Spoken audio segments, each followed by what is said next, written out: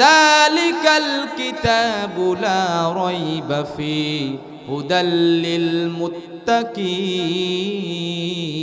জোরে বলে আল্লাহু আকবার। আল্লাহ তাআলা বলেছেন এটা এমন একটি কিতাব যার ভিতরে কোনো ভুল নাই, যার ভিতরে কোনো সন্দেহ নাই, যার ভিতরে কোনো সংশয় নাই। জোরে জোরে বলি সুবহানাল্লাহ। আর কুরআনুল কারীম হচ্ছে এই পৃথিবীতে সর্বশ্রেষ্ঠ সর্বশেষ আসমানি কিতাব। সুবহানাল্লাহ পড়েন। বৃষ্টি যখন হয় তখন আপনি একটু বৃষ্টি থেমে যাওয়ার পরে বাইরে বের হবেন, দেখবেন সবুজ মাঠগুলা আরো সবুজ হয়ে গেছে, ঠিক কিনা?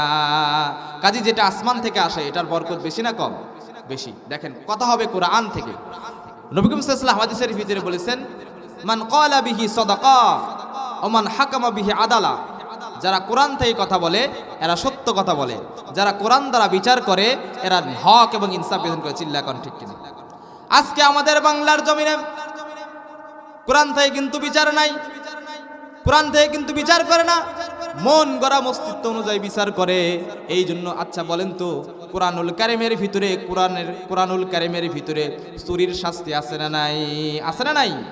কোরআনের কারীমের ভিতরে বলা হয়েছে ওয়াস-সারিকু ওয়াস-সারিকাতু ফাকতাউ আইদিয়াহুমা। জোরে বলেন না আল্লাহু আকবার। আল্লাহ তাআলা কোরআনুল কারীমের ভিতরে বলেছেন চোর এবং চুরনির হাতগুলা কেটে দাও। কিন্তু আমাদের সমাজে কিন্তু এই কোরআনুল কারীমের বিচার নাই। কোরআনুল কারীমের যদি হাত কেটে দেওয়ার বিচার থাকতো তাহলে বাংলার জমিনে একটা চোরও খুঁজে পাওয়া যেত না, ঠিক কিনা? কথা বলেন ঠিক কিনা? আল্লাহ তাআলা বলছেন যারা চুরি করবে তাদের হাত কেটে দাও। বিচার কার কথা বলেন? কিন্তু আমাদের সমাজে কোরআন দ্বারা বিচার কার্য চলে না। চুরি করলে কিন্তু আমাদের সমাজে হাত কাটা হয় না, ঠিক কিনা? সৌদি আরবে যান, এই বিচারটা আছে। সৌদি আরবে যদি কোনো ব্যক্তি চুরি করে তাকে প্রকাশ্যে এনে জনগণের সামনে মিডিয়ার মাধ্যমে তাকে এই হাতের কবজিগুলা কেটে দেওয়া হয়। সুবহানাল্লাহ। এই জন্য সৌদি আরবের ভিতরে যদি কোনো একটা মানি ব্যাগ পরে থাকে ওটাকে উঠায় না, ঠিক কিনা বলেন?